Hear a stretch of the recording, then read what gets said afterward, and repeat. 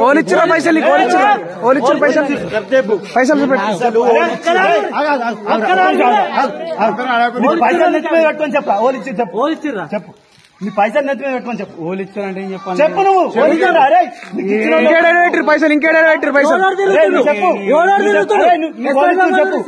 నీకు ఓలిచ్చి చెప్పు రే నువ్వు పోలీసు ఫోన్ చెప్తా నువ్వు డైరెక్ట్ పేరు చెప్తావా చెప్పు పేరు చెప్పరా పేరు చెప్పు